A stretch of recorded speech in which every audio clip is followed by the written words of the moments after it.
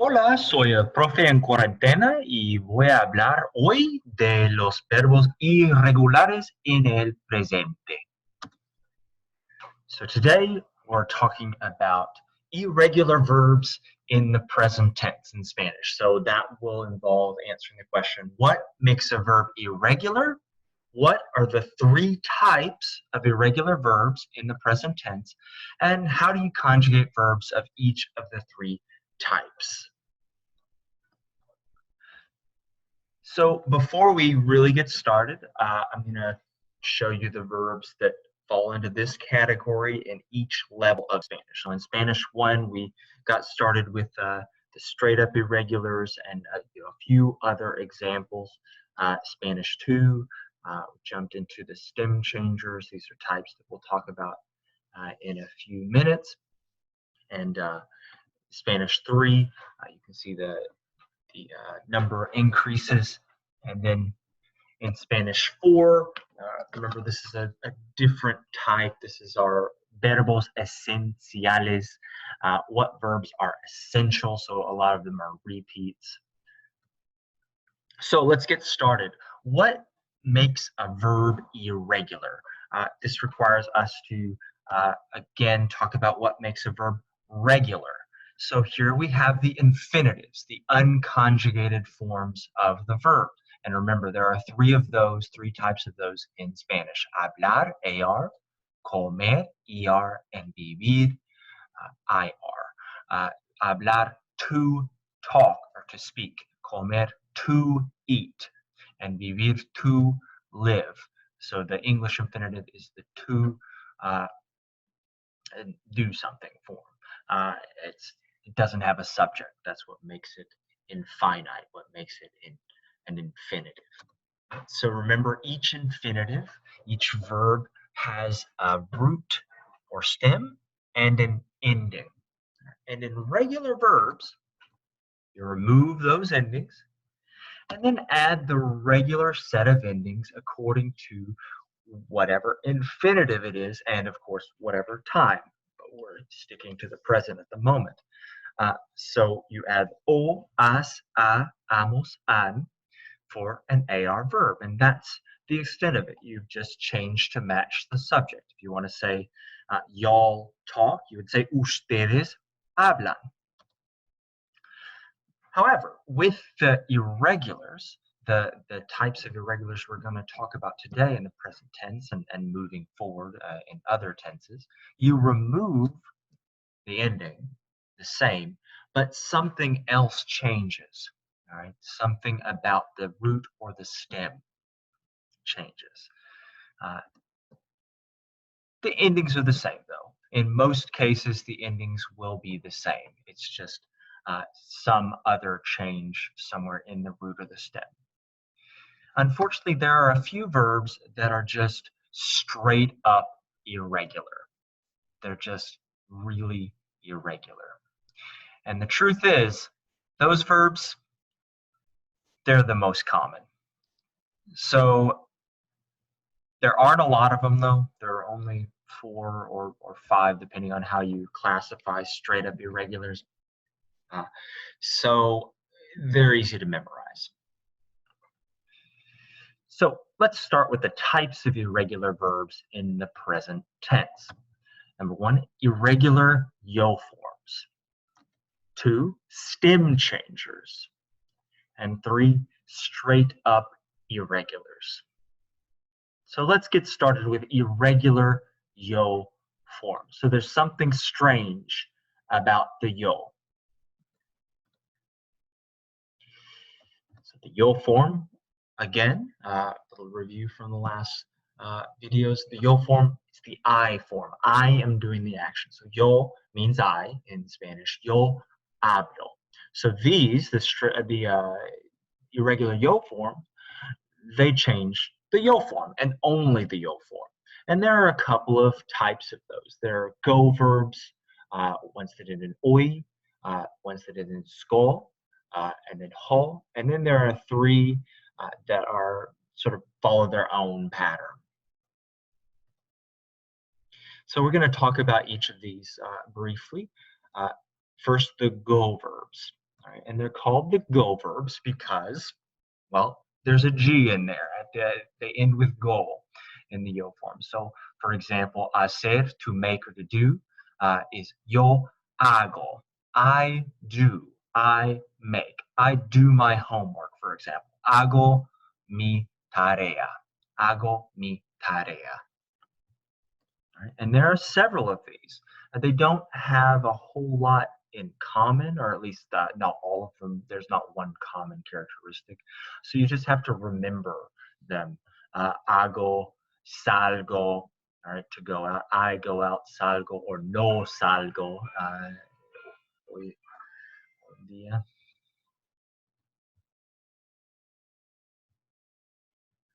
Traigo. You see there's an additional addition here. Traigo has an ig, but it's still a go verb. It ends in go. So I carry, traigo. And all of these, again, in go. Caigo, digo, hago, pongo. The ones with the asterisks, they have other changes as well. We'll talk about that briefly. Take a look at pospongo, just a real quick piece of information here.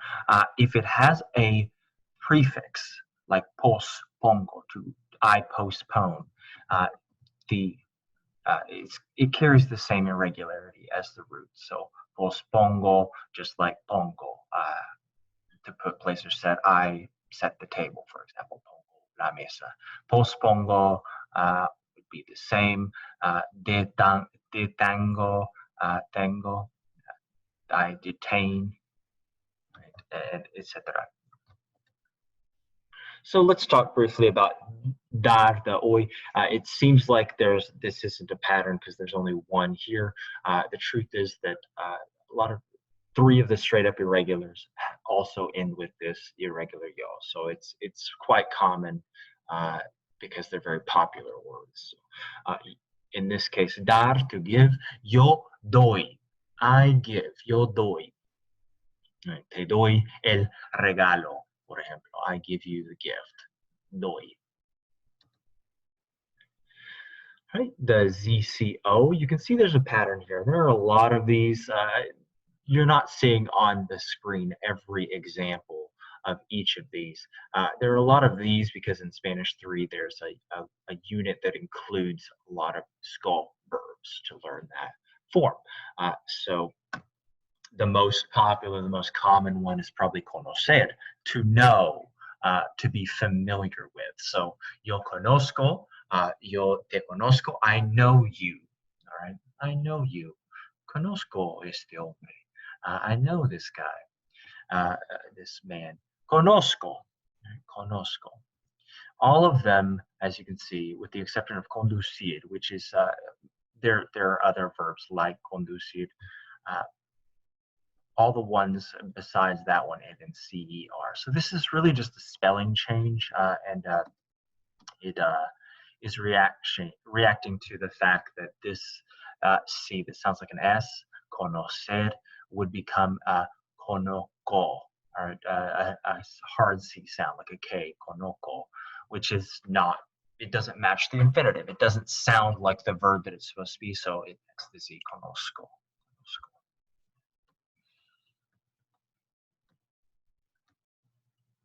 Right, the whole is also a spelling change, basically, or it's an exact spelling change. The other one has an additional sounds. But escoger, por ejemplo, to choose, yo escojo. All right, the G would turn to a hard G if it were to remain in the yo form. Escogo doesn't match escoger, so it would be escojo.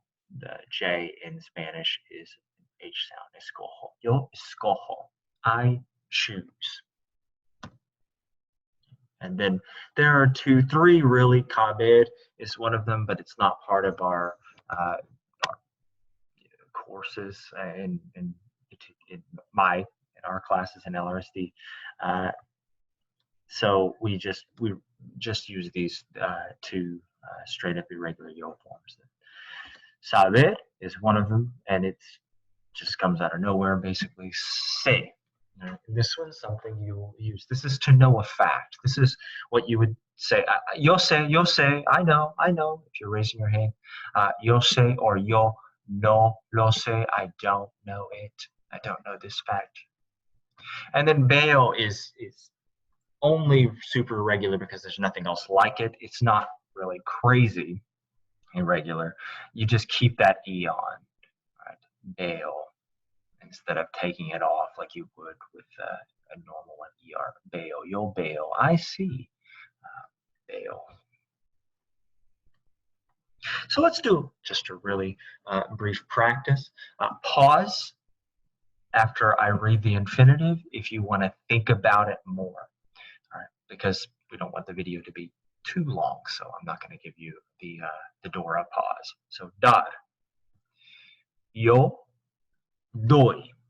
Doy. It has the Y at the ending. Yo doy. I give. Saber. Yo sé. I know. Yo sé.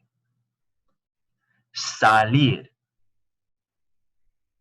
Yo salgo.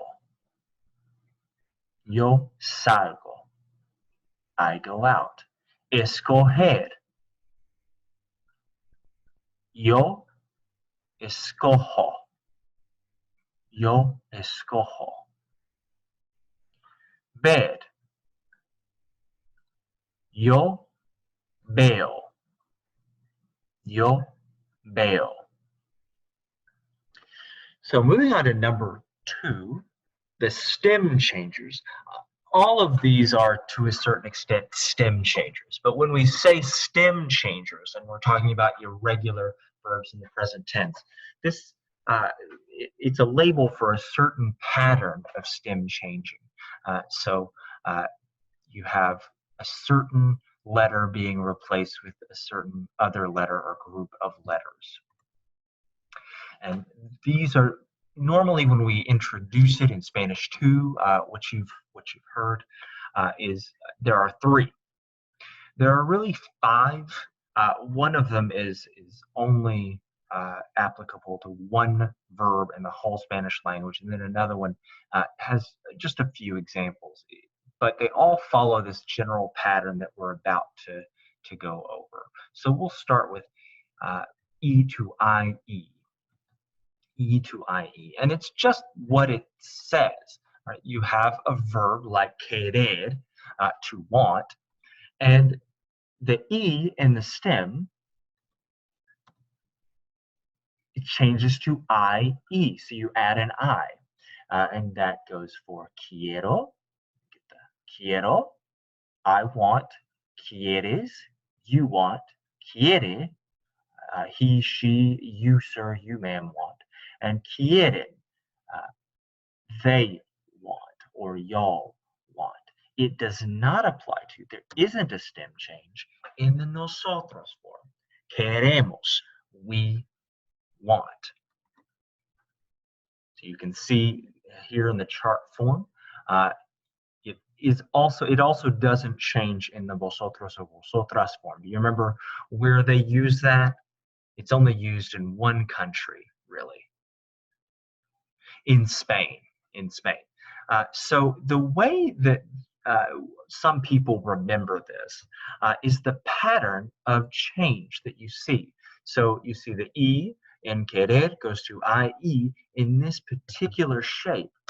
And to some people, and you can see it pretty easily, it looks like a boot. So these are often called boot verbs, and that's just a handy way of saying nosotros, nosotras, vosotros, vosotras, they don't change. So it's queremos, queréis, queréis. All right, and there are other examples of this like pensar, to think, pienso, piensas, piensa, pensamos, pensáis, and piensan. So, for example, if you want to say she thinks, you'd say ella piensa, piensa, not pensa. All right, piensa. And it changes in the form of the boot. Just for clarification's sake, there are some verbs that have two of the changing letter, the letter that will change, for example, E to IE, in the stem. And which one do you pick in that case? Well, it's the one that's closest to the ending, the second to last vowel. So E, in this case, this E goes to IE, prefiero. There are a couple of other ones like repetir that are like that. So prefiero, I prefer, prefiero. But nosotros preferimos, we prefer. No change in nosotros. E to I is similar, but the E gets deleted altogether. So again, the stem changes, but not in the nosotros form. Pedimos. Pedir means to ask for.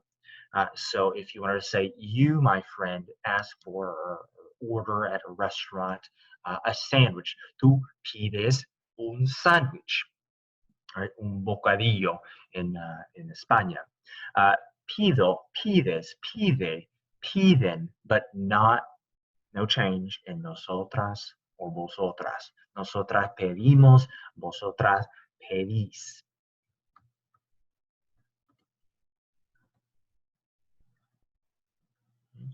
O to UE, that's the other one. It's the one that does not include an E or an I. And we're also going to go over U to UE because again, it's a one-time thing. It doesn't happen a lot. So O disappears. It's replaced by UE.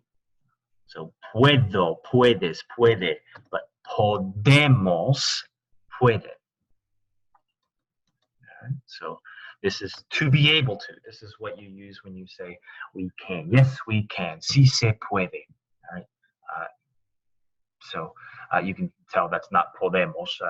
You say yes, one could or one can instead of we can in Spanish. So yo puedo is the most popular, probably the one that every Spanish student knows because it's how you say or how you start the question. Can I go to the bathroom? Puedo ir al baño. Puedo. And I would say, sí, puedes. Puedes ir al baño. You can go to the bathroom. Puedes. Puede. You, sir. Usted puede. Él puede. Ella puede. But nosotras, nosotros podemos. Right? If you're in Spain, vosotros, vosotras, podéis. Deis. Right? Ustedes pueden. Ellos, ellas pueden.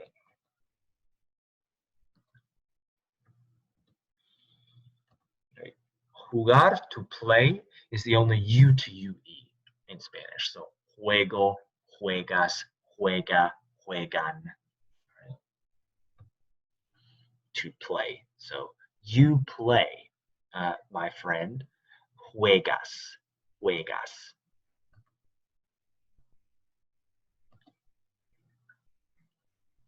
I to Y is slightly different, but it follows the same pattern.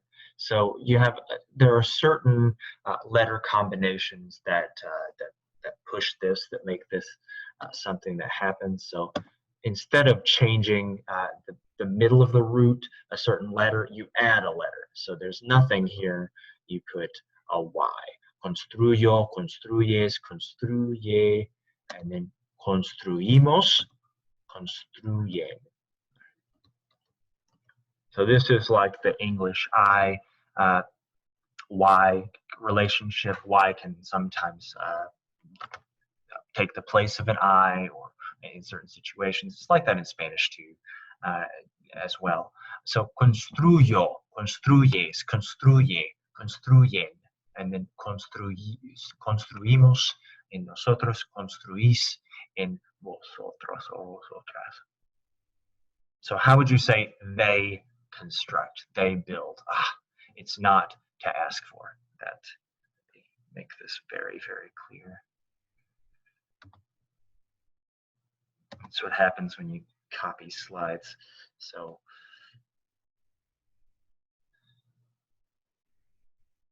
to ask for, it is not to ask for. It is a cognate construct, or to build in a less, in a more informal way of saying. To construct or to build, construir, so not to ask for, not to ask for, not to ask for.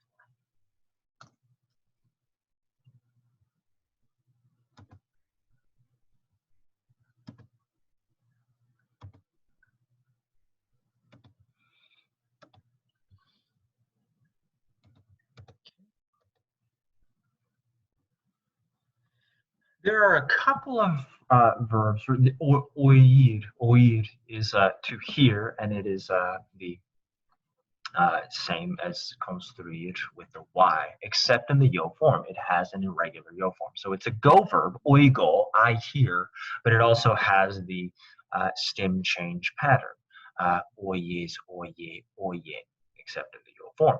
And the nosotros and vosotros as usual.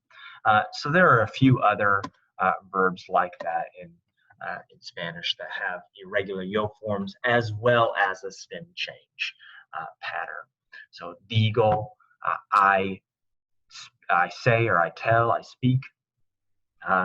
It has the stem change pattern. I, e to I, digo, dices, dice, dicen, but not decimos. It's decimos, decimos. So it does have the boot pattern. Sigo, it takes out the U to maintain that hard G sound. So it wouldn't be sigo. It's got to take the U out. Or sigo is what it would be. Sigo, sigo. And then it has the stem change pattern. Tengo doesn't have the stem change pattern in the yo form. Tengo, I have. All right, tener. Some people mark tener as a straight up irregular because of this pairing, but there are other ones like venir, vengo that are like that. So tener, to have. I have would be yo tengo. Y'all have, what would it be? It would be ustedes tienen, tienen. Right? So this doesn't have the full stem change pattern. It's more like an ankle boot. All right. So maybe more stylish. So let's do a little practice. Again, pause after I read the infinitive if you want more time to think. So, poder, yo puedo, like puedo ir al baño. Poder, nosotros podemos, no stem change. Pensar, tú piensas, tú piensas. Pedir, ustedes piden, piden. Encontrar, ella encuentra, she finds, encounters. Ella encuentra. Encontrar, nosotros encontramos. Encontramos, we find.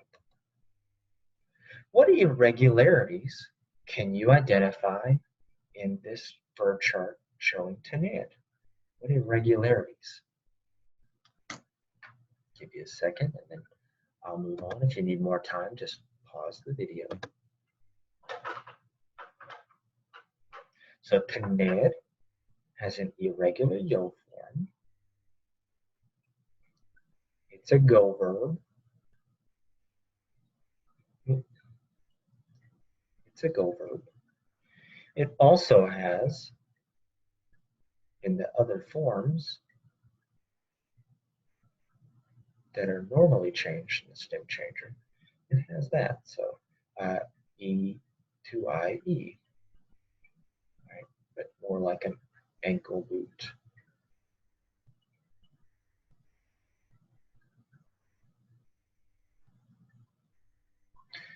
Right? And then these forms are the same. They're regular. Tenemos, tenéis. All right. Let's clear that out.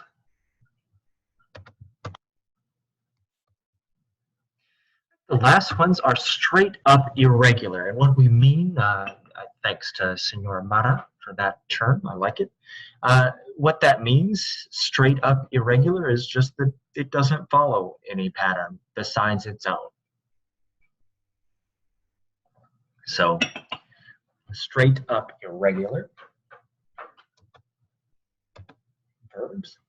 The ones that I mark as such, our Spanish one book marked tener as a straight up irregular one time. Again, it just has two of the patterns. I don't know that it's straight up irregular. Estar, haber, ir, and ser. These are extremely popular, extremely well used verbs, as you'll see. So we'll start with estar because it's only straight up irregular. It's like ver with bail. It's only straight up irregular because nothing else is like it. All right, so it's not hard, especially when you're speaking, because again, it sounds the same basically. So it has an irregular yo form like dar, doy. It's yo estoy. Again, this is to be. Yo estoy, I am. So you would use this for example, for a feeling. All right, ¿Cómo estás? How are you? Yo estoy bien. I am well. All right, or yo estoy regular. I'm okay. Or yo estoy mal. I'm doing poorly. I'm not great. I'm not good. So yo estoy, and then in the other forms, you have accent marks. All right, to an English speaker, to someone who's a native English speaker who's written English, they're a good portion of their lives. The accent mark is hard to remember. We don't have a lot of meaningful accent marks. You know, you might put it on a word that was brought by another language like cafe, like cafe, but other words, otherwise, we don't really use it a whole lot meaningfully. Spanish is not like that. They do use it meaningfully. You have to put these accent marks when you write, or else in some cases it means a different word. Estas, these, esta, those. But when it's the verb, it's not pronounced that way, and it's not written without the accent mark. So, for example, ¿Cómo estás? Right? Usted está. Él, ella está. Ustedes, ellos, ellas están. Right? So you can't, when you're pronouncing it, you're probably not going to make the mistake, but you can't leave it off when you write it, or else it means something different in these two cases. Estamos is a regular AR verb ending. Estamos, no change there. Estáis if you're from Spain, or if you're learning Spanish, there's no difference there. They always have an accent mark that nosotros. So estar, the first quote unquote straight up irregular, but not hard to remember, just as long as you remember estoy. This one really earns its label. All right, ser. It also means to be, and that's something to be addressed in another video, perhaps in the future. If you took Spanish 1, you probably got a good introduction to this. So to be is also the definition of ser and estar as well. And you can see it has the oi, soy. All right, that one is the only one that's even close to regular, really, because the other ones are straight up irregular. Tú eres. You are nice. Tú eres simpática, or tú eres simpático, depending on who you're talking to. Usted es. Él, ella es. Es is probably the easiest to remember, especially when you're talking about él or ella, because it's like is. That's what it means. Is. All right, in some circumstances. Again, estar also means to be, so está could mean is. Usted es. Él, ella es. Nosotros somos. Nosotras somos. Sois, if you're in Spain. Ustedes, ellos, ellas son. All right, with straight up irregulars, and really with any irregular, it's just going to take a lot of practice. you're going to have to practice these and get them stuck in your head. All right, but especially with straight up irregulars, because there's just not a whole lot of pattern there. It's a little bit of a relationship, but not much. It is another kind of irregularity altogether. If you look at the screen and you didn't know what verb that was, you would think it was just a regular verb with an irregular yo form. So voy, vas, va, vamos, van. If you weren't looking at the top, what verb would you think this was? If it were a regular verb, the infinitive would be var, but it's not. It's ir, to go, ir, to go. The problem was in the evolution between Latin and Spanish. Ire, the verb to go, didn't fit the pattern of conjugation that was developing. So they borrowed another word, vadere, which is where we get the word to wade, like to go through water, to wade. Vadere was taken in, brought in when it needed to be to fill out this conjugation. So it became voy, vas, va, vamos, van, to go. Right. So it is pretty straight up irregular when you know that the infinitive is ir. So if you want to say we go, how would you say that? Nosotros or nosotras vamos, vamos. All right, and you hear people say vamos, vamos. It also functions as sort of a nosotros command. We go. Let's go. Ver is something I'm not going to really address really deeply here. It is the helping verb to have, not like tener, which is I have something. It's the helping verb to have. When we talk about, eventually, when we talk about the perfect tenses, I have done this before. I have taught this lesson before. That have, the helping verb have, is haber. In the context of Spanish 1 and 2 and everyday present tense, haber is relevant with regards to I and no I. I is completely divorced from conjugation, really. It's an old construction that just means there is. It's a verb, but it's not like any other. You just use it in the way that it is. I, without worrying about conjugation. There is. Hay muchas palabras en la pantalla. There are a lot of words on the screen. No hay elefantes. There aren't any elephants. It could mean there is or there are.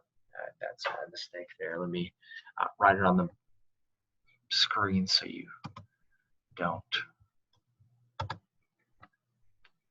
So it could mean there is. It also means there are.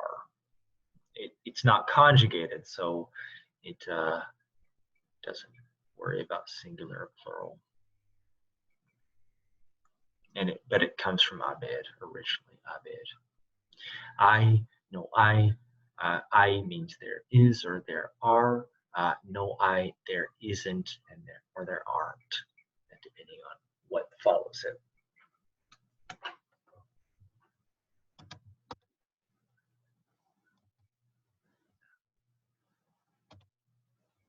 So let's do a little practice. Eres, is it tú or ellos? It's tú. Tú eres. Tú eres. Son. Ustedes o yo. It's ustedes. Ustedes son. Y'all are. But the yo form of ser. What's the yo form? Yo soy. Yo soy. Can you fill in those blank spaces? On your own sheet of paper or in your head? Can you fill in those blank spaces? All right, pause it if you need more time. This is ir, right at the top.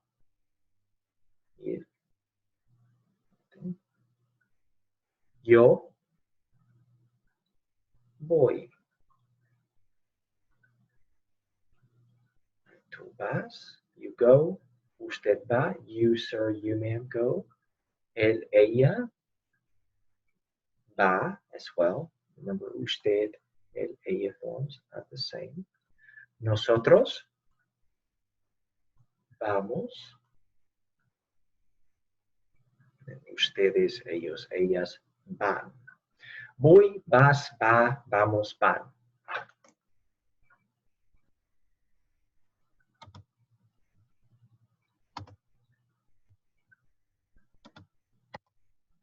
Can you identify the errors here? Can you identify what is wrong on the screen? This is estar, to be. What's wrong there? Right. So pause it, take all the time you need. But I'm going to assume that you've already done that. So let's move forward. Yo estoy. Right? If it were a regular verb, the O alone would be enough, but it's not. Yo estoy, I am. Yo estoy bien. Tú estás. You are. Tú estás bien. Espero. Está. No problem there. Estamos. No problem there. This isn't a mistake. I just didn't put it on there. Estáis. So maybe you did that, thinking it was a mistake. That accent mark is over there. And the A should be. Ustedes, ellos, ellas is lacking the accent mark. Están, not están, están. A trained ear, once you practice this enough, you'll be able to tell the difference if you can't already.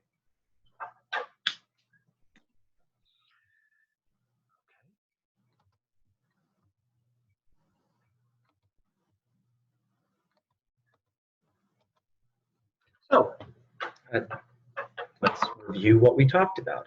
Irregular verbs in the present. What makes a verb irregular? It's not just going to change the ending. It's also going to change some part of the root or the stem. That's what makes it irregular. Some do change the endings, as you saw with ser and haber. They are different in that way. But mostly what makes it irregular is some sort of change to the stem. 2, what are the 3 types of irregular verbs? Remember, there's one category that only the yo form is irregular. Then there's the other category that's the boot verb. It's the stem changer. It doesn't change in nosotros or nosotros. There are some that share both of those, like tener and venir and oír and decir. And then there are some that they just don't follow. They march to the beat of their own drum. They have their own patterns, like estar, ser, ir, and haber. We talked about how to conjugate verbs of each of those 3 types, and we did a little bit of practice. Right? So how do you remember those? Is it going to be enough just to watch this video? Absolutely not.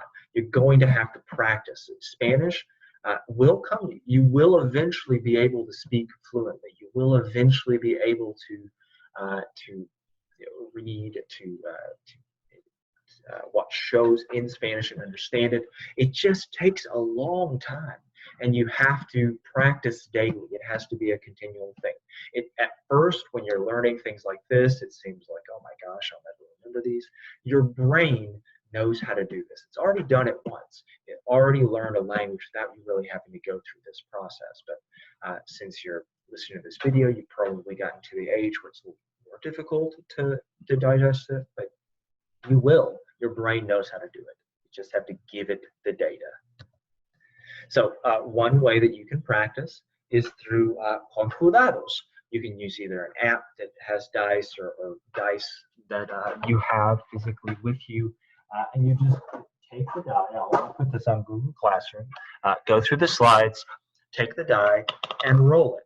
And whatever you get, try to say the conjugation as quickly as possible. Make it automatic. So I rolled a 1. It would be soy. Soy again. es, somos, son, son, son, somos. So you get the picture. You just do that. It gives you some physicality to it. It can make it pretty entertaining as these things go. So that's good practice. Also, if you need help with any of these, you need sort of to check on it. Each one of these has a pattern on the cheat sheet, on the yellow sheet, which is why I put present. How far back am I going to have to go? Present in yellow down there at the bottom of the screen to remind you of the yellow sheet, all right, the cheat sheet in present tense. So it's got the regular forms here.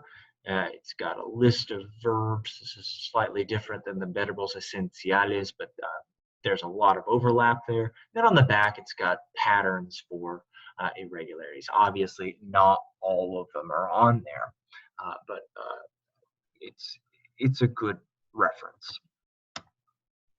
So the next time I record a video, it'll be about regular verbs in the preterite tense. How do you conjugate Spanish verbs in the preterite tense? Preterite is a grammatical term that refers to one of the simple past tenses in Spanish. It's one of the things that you'll need to study if on the way to fluency, how to use the preterite and the other one's called the imperfect. But we'll get started with the regular patterns for preterite so you can start talking in the past or review it in the case of most of you. So, adios. Hasta pronto.